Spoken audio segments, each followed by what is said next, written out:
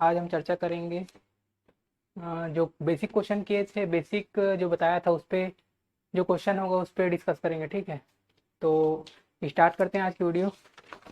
देखो पहला क्वेश्चन आप देख सकते हैं यहाँ पे बोर्ड में। देखो इसमें क्या बोल रहा है। देखो एक है, दो दो, तीन तीन, चार है, चार बार है, पाँच वैसी पाँच बार है, वैसी सात है, सात बार है। ठीक है, तो सबका कितना एवरेज होगा ये पूछ रहे हैं आपसे। ठीक है, तो एवरेज निकालेंगे कैसे देखते हैं। तो एवरेज का फार्मूला अपने को पता है। एवरेज का फार्मूला क्या होता है, ए बराबर टी अपॉन एन।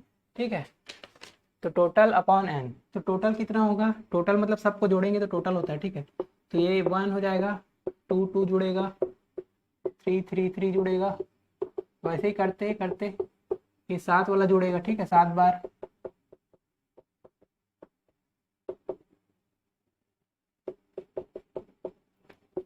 ये हो गया टोटल। अब देखो नंबर नीचे, नंबर कितना होगा, जितने संख्या है, कितनी संख्या बताओ, कितनी संख्या है ये।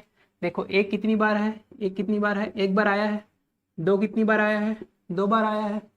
तीन कितनी बार आया है, तीन बार आया है। तो जितना बार होता है ना वो नीचे नंबर होता है। ठीक है, तो जितना बार देखो, एक बार, दो बार, तीन बार, वैसे करके कितने बार आए, सात बार है। तो एक से लेके एक, दो, तीन, सबको जोड़ देंगे। ठीक है, कितनी बार, सात बार तक का जोड़ेंगे।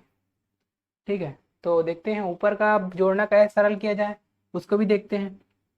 तो देखिए टू प्लस टू है, टू प्लस टू है। देखो टू प्लस टू जैसे क्या है, तो ये कितना हो रहा है, फोर। थ्री प्लस थ्री है, तो कितना हो रहा है, ये नाइन हो रहा है। तो देखो ये टू का स्क्वायर होता है, तो ये कितना होता है, थ्री का स्क्वायर होता है। तो वैसे ही फोर का भी करेंगे तो हो जाएगा सिक्सटीन, और ये हो जाएगा फोर का स्क्वायर। ठीक है, तो ऐसे बढ़ते बढ़ते जाएगा तो स्क्वायर होते जाएगा। ठीक है, तो इसको हम स्क्वायर के रूप में हम भी लिख सकते हैं। ठीक है, तो ऐसा लिख सकता हूँ मैं, वन को वन का स्क्वायर, टू प्लस टू को टू का स्क्वायर, थ्री प्लस थ्री को थ्री का स्क्वायर, वैसे ही करते करते सेवन स्क्वायर तक हम ऐसे लिख सकते हैं इसको। ठीक है, अब नीचे का जो है जोड़, वो ऐसे ही जोड़ के निकाला जा सकता है। ठीक है, वन से सेवन तक का जोड़ेंगे तो क्या होगा, तो क्या होना चाहिए बताइए। तो आपको एक फार्मूला पता है उसका, अभी इसको ऐसे ही लिख देता हूँ फार्मूला में, फिर बाद में आएंगे इसको। अब देखते हैं नंबर सिस्टम में आपने पढ़ा होगा इसका फार्मूला क्या होता है। तो देखो आपको वर्गों को जोड़ना और संख्याओं को जोड़ना का एक फार्मूला है, प्राकृतिक संख्याओं का योग और प्राकृतिक संख्याओं के वर्गों का योग का एक फार्मूला है, उसको आपको याद होना चाहिए। तो उसका फार्मूला क्या है,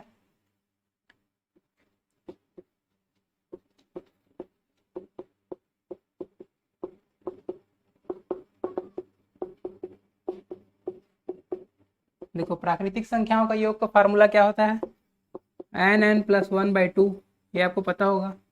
ठीक है, और उसके वर्गों का योग, उसके वर्गों का योग का फार्मूला क्या होता है, N N plus one, two N plus one by six, ये उसके वर्गों का योग का फार्मूला है। ठीक है, तो उसको लगा देंगे यहाँ पे। तो स्क्वायर वाला फार्मूला क्या हो जाएगा, N N plus one, two N plus one by six. तो यहाँ पे एन कितना है उसको बाद में देखेंगे, वैसे सात है एन, फिर भी हम ऐसे लिख देते हैं। ठीक है,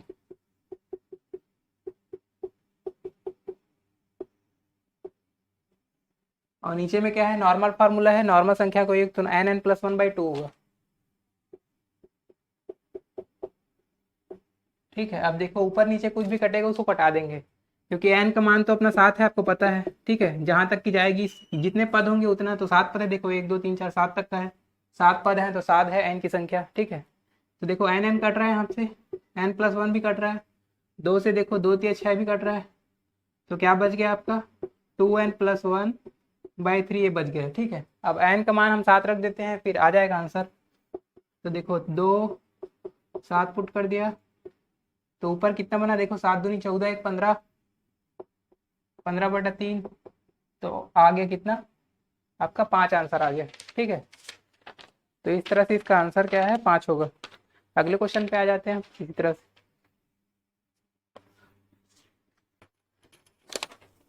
तो देखो दूसरा क्वेश्चन क्या बोल रहा है, देखो सात क्रमागत संख्याओं का औसत कितना दिया है आपको, 29 दिया है, और आपको क्या पूछ रहा है, सबसे बड़ी संख्या क्या है पूछ रहे हैं। देखो सात क्रमागत संख्या, क्रमागत मतलब जैसे कि क्रमागत मतलब जैसे 1 2 3, ये क्या है, क्रमागत संख्या है। वैसे ही 7 क्रमागत अब कहीं से भी हो सकता है ये, ठीक है। तो क्या हो जाएगा, देखो 7 क्रमागत 1 2 3 4 5 6 7, ठीक है, ये 7 संख्याएं हो गई। अब 7 संख्याओं में आप इनका औसत क्या है बोल रहे हैं, 29। तो औसत का मतलब क्या होता है, बीच में। तो इसे बीच में कौन सा पड़ रहा है, देखो 3 इधर से हो गए, 3 इधर से हो गए, बीच वाला क्या है, तो बीच वाला मैं 29 मान लिया, ठीक है। मान लिया नहीं, वो तो दिया ही है, औसत है, तो बीच वाला क्या हो जाएगा, 29 हो जाएगा, ठीक है। तो सबसे बड़ी संख्या क्या है, सबसे बड़ी संख्या, तो देखो ये 29 है। अब क्रमागत मतलब इन दोनों के बीच का गैप कितना है, 1 है, ठीक है। क्रमागत में बीच में कितना गैप होता है, 1 का गैप होता है। यहाँ पे देखिए 1 और 2 के बीच, 2 और 3 के बीच 1 1 का गैप है, ठीक है। तो 1 1 का गैप होएगा, तो ये क्या हो जाएगा, देखो ये 29 है, तो आगे वाला क्या हो जाएगा, ये 30 हो जाएगा। ये वाला कितना हो जाएगा, 31। ये वाला कितना हो जाएगा, 32। तो सबसे बड़ी संख्या जो है 32 हमारा, ठीक है। तो 32 आंसर होगा इसका। अब अगला क्वेश्चन देखते हैं।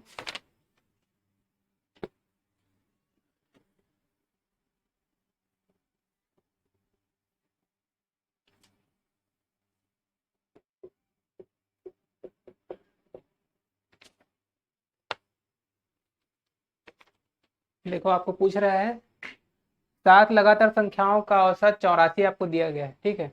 तो पहली और आखिरी संख्या का अंतर क्या होगा। तो देखो 7 लगातार संख्या है, मान लिया 1 2 3 4 5 6 7, ठीक है, 7 संख्या हो गई। अब देखो पहली और आखिरी संख्या का अंतर है, ठीक है, कितना है पता नहीं है, आपको पूछ रहा है। लेकिन देखो औसत आपको कितना दिया है, 84। औसत का मतलब जो बीच में संख्या होती है उसको बोलते हैं औसत। तो यहाँ पे 84 है औसत, तो बीच वाला संख्या कितना है, 84 है इसमें, ठीक है, 84 ले लिए इसको।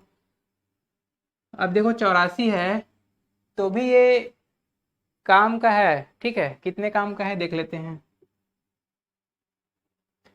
देखो 84 है, और देखो क्रमागत संख्या है ना, लगातार संख्या है, क्रमागत संख्या में क्या है, एक एक का गैप होता है, मैं बताया था। तो 84 से क्या हो जाएगा, एक एक का, तो देखो ये क्या हो जाएगा, 85।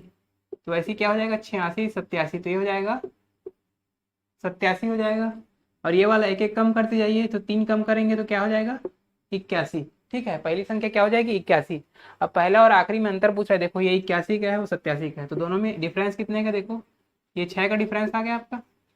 तो अब क्या करना है, a इंटू डी करना है, ठीक है, गुणन करना है। तो a इंटू डी बराबर कितना हो जाएगा, देखो 62 इंटू 68, ठीक है, इन दोनों का गुणा करेंगे। तो देखो इसको साधारण भी गुणा कर सकते हैं, वैदिक मेथड से भी कर सकते हैं। देखो वैदिक मेथड ज़्यादा अच्छा है, तो उसको भी बता देता हूँ मैं कैसे होता है। देखो वैदिक मेथड में क्या होता है कि देखो 62 यहाँ रखे, 68 ऐसे रखे, ठीक है। तो वैदिक मेथड में देखो दो दो संख्या का रहता है, तो ये होता है, देखो ये ऊपर नीचे पहले गुणा होता है, फिर ऐसे क्रॉस गुणा होता है, फिर ऊपर नीचे वाला होता है। जैसे कि 8 दूनी 16 हो, ठीक है, इस लाइन में 8 दूनी 16, तो कितना हो जाएगा, 16 हासिल 1 6, ठीक है। अब देखो क्रॉस में क्रॉस मल्टीप्लिकेशन होगा इसका, तो कितना होगा, देखो 8 छक्के 48 और 6 दूनी 12, ठीक है।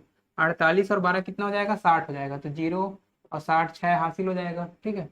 और देखो अब फिर क्या है, ये लाइन वाइज गुणा करेंगे, मतलब 6 6 36, ठीक है।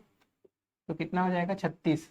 तो ये आपका आ जाएगा आपका, देखो और ये जो है जुड़ते जाता है, हासिल जो है आगे वाले में जुड़ते जाता है, ठीक है, प्लस होते जाता है। तो 6 हो जाएगा, ये 1 हो जाएगा, 6 6 12 मतलब 42 16, ठीक है। 4216 आपका आंसर होगा। अगला क्वेश्चन पे आ जाते हैं, इसको मिटा देते हैं।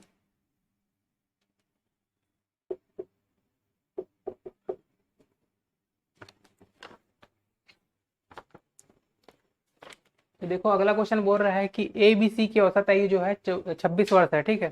और ए और सी की औसत आयु कितनी है, 29 वर्ष है। तो बी की आयु क्या होगी, ये क्वेश्चन है। तो देखो ए बी सी है,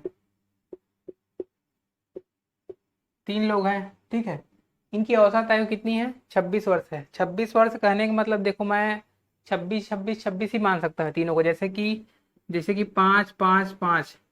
आप ये तीनों का एवरेज भी निकालोगे तो भी ऐसा निकलेगा, 5 प्लस 5 प्लस 5 बटा 3 करोगे तो 15 बटा 3, मतलब आ गया 5, ठीक है। तो जितनी संख्या है, जो सेम सेम संख्या रहती है, ठीक है, तो उसका एवरेज क्या होता है, उतना ही रहता है। तो वैसे ही ए बी सी का एवरेज कितना होगा, देखो 26 26 26 हम मान सकते हैं इसको, 26 26 26 इसको हम ले सकते हैं, एक एवरेज ले सकते हैं, ठीक है। सबका 26 26 26 तभी तो एवरेज आया है 26। लेकिन ये 26 26 26 हम ले रहे हैं, ठीक है, लेकिन वो एक्चुअल में है नहीं 26 26 26, ठीक है। उसके जगह क्या है, वो कुछ दो जो है मतलब ए और सी जो क्या है 29 वर्ष है। 26 की जगह क्या है, ये 29 है, मतलब यहाँ पे 3 बढ़ा हुआ है, और यहाँ पे ये 29 है, यहाँ पे भी 3 बढ़ा हुआ है, तो 3 बढ़ा हुआ है, तो ये 20 क्या होगा बताओ, 20 क्या होगा। तो एवरेज देखो, एवरेज क्या होता है कि अपने आप में मेंटेन करता है, ठीक है। अब यहाँ से उठ के वहां चला गया तो वहां से उठ के यहाँ आएगा। कहने का मतलब देखो, एक एग्जांपल समझो।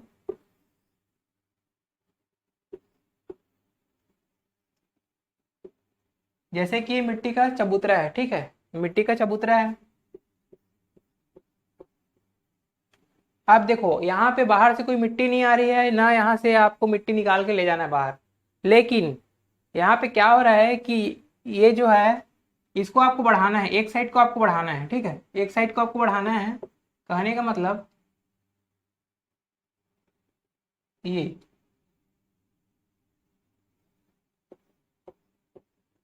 देखो, ये जो हाइट थी और इसकी हाइट देखो बढ़ गई।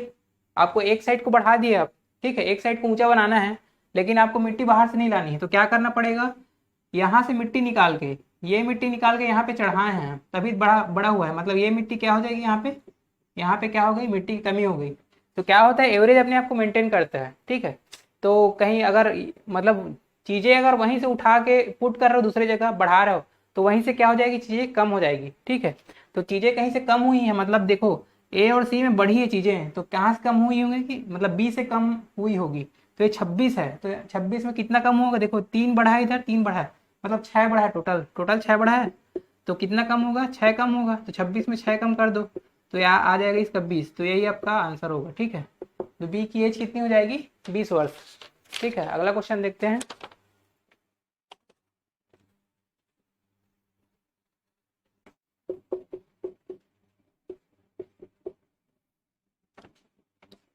देखिए अगला क्वेश्चन बोल रहा है, देखो 5 लगातार विषम संख्या हैं, उनका औसत कितना है, 47 है। तो यदि वे संख्या ए बी सी डी और ई हो, तो ए इंटू डी क्या होगा।